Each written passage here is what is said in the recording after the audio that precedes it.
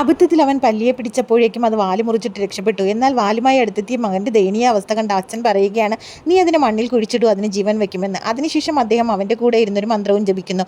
അച്ഛൻ വെറും ഒരു തമാശയായിട്ടാണ് അത് പറഞ്ഞതെങ്കിലും ആ കുട്ടി എല്ലാ ദിവസവും ആ ഭാഗത്ത് ചെന്നിരുന്ന് മന്ത്രം ജപിക്കുവാൻ തുടങ്ങി. ഇത് കണ്ട് അച്ഛന് വിഷമമായി. സത്യാവസ്ഥ അവനെ അറിയിക്കാമെന്ന് കരുതി അയാൾ അവിടേക്ക് എത്തി. പക്ഷേ അദ്ദേഹത്തെ ഞെട്ടിത്തെറിപ്പിച്ചുകൊണ്ട് പെട്ടെന്ന് ആ മണ്ണിൽ നിന്നും ഒരു യഥാർത്ഥ പല്ലി പുറത്തേക്ക് ചാടി. അതോടുകൂടി അവന് സന്തോഷമായി. ഈ കാഴ്ച കണ്ട് അദ്ദേഹം പിന്നീട് സത്യമൊന്നും അവനോട് പറയാൻ ശ്രമിച്ചില്ല.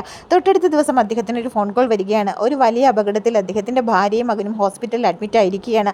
അദ്ദേഹം പേടിച്ചിറണ്ട് പെട്ടെന്ന് തന്നെ ആ ഭാഗത്തേക്ക് ഓടിയെത്തി. അവിടേക്ക് ഓടിയെത്തി അദ്ദേഹം പെട്ടെന്ന് തന്നെ മകൻ്റെ മരണവാർത്തയാണ് അറിയുന്നത്.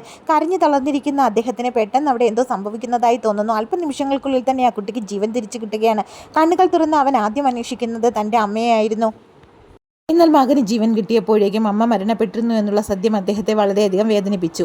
അടുത്ത ദിവസം വീട്ടിലിരിക്കുന്ന അദ്ദേഹത്തിൻ്റെ അടുത്തേക്ക് മകൻ എത്തുകയാണ്. തൻ്റെ കയ്യിൽ ഒരു മുറിഞ്ഞ കൈവിരലുമായി.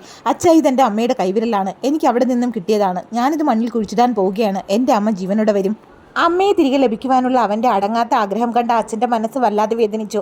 അടുത്ത ദിവസം അമ്മയുടെ സംസ്കാര ചടങ്ങുകൾ നടക്കുകയാണ്. അവിടേക്ക് ഒരു പെൺകുട്ടി കടന്നു വരുന്നു. ആ പെൺകുട്ടി കുട്ടിയുടെ അടുത്തേക്ക് പോയി കുട്ടിയെ ഒന്ന് സമാധാനപ്പെടുത്താമെന്ന് തീരുമാനിക്കുന്നു. എന്നാൽ പെട്ടെന്ന് അവൻ ആ പെൺകുട്ടിയെ രൂക്ഷമായി നോക്കുകയാണ്. ആ കുട്ടിയുടെ രൂക്ഷമായ നോട്ടം അവളെ വല്ലാതെ ഭയപ്പെടുത്തി. കാരണം ശരിക്കും പറഞ്ഞാൽ ആ പെൺകുട്ടി അവൻ്റെ അച്ഛൻ്റെ പഴയൊരു ഗേൾഫ്രണ്ട് ആയിരുന്നു.